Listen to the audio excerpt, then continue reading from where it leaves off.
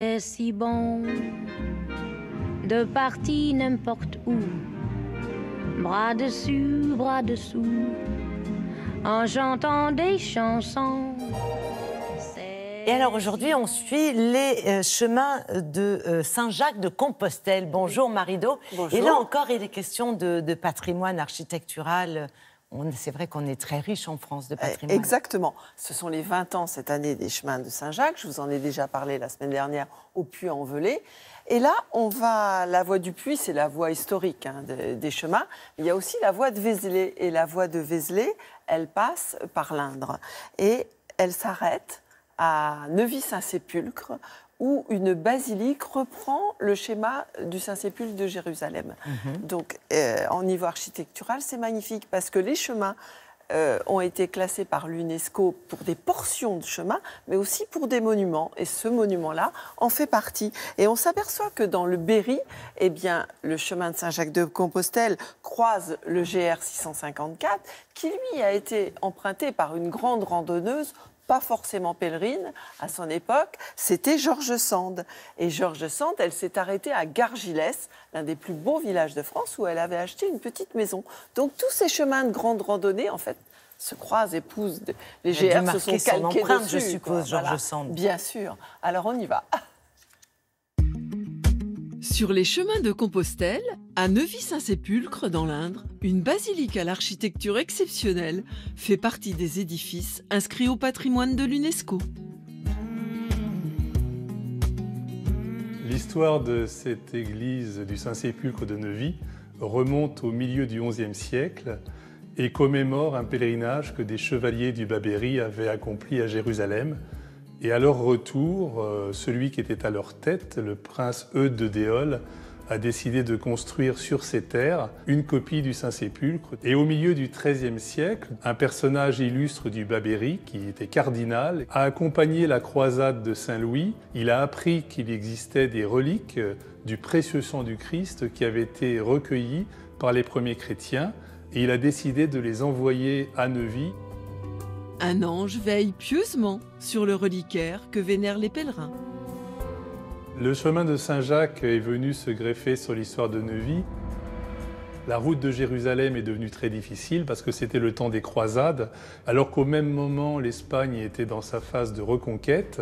La Galice, où avait été retrouvé le tombeau de Saint-Jacques, est devenue une autre terre sainte.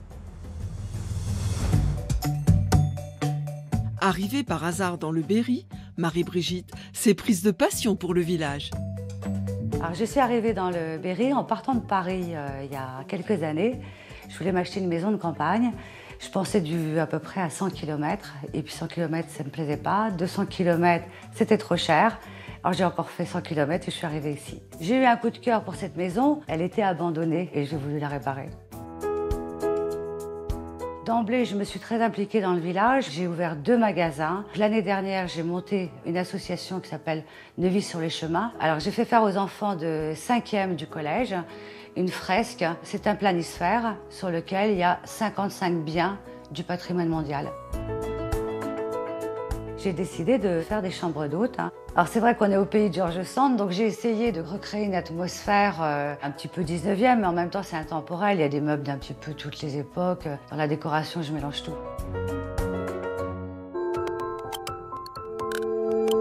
Le chemin de Saint-Jacques passe par Gargilès, l'un des plus beaux villages de France que George Sand avait découvert lors de l'une de ses randonnées à travers le Berry. J'ai eu mon premier coup de cœur en 1958 pour Gargilès.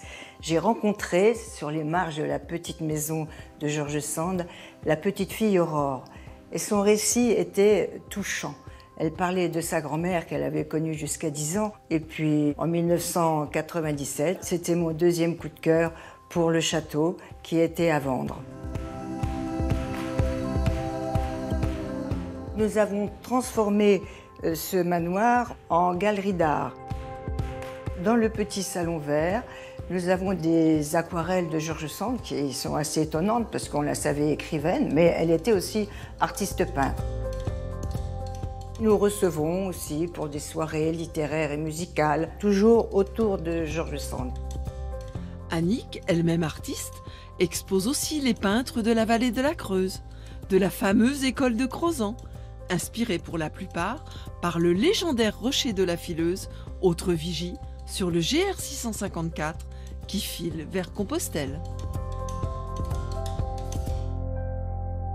Comme d'habitude, Marie-Do nous a déniché de superbes adresses. On a envie de savoir s'il y a d'autres églises dans le type de celles que vous nous avez présentées. Oui, bien sûr. Saint-Léonard de Noblat, par exemple, en Limousin, qui est aussi sur le chemin de Compostelle.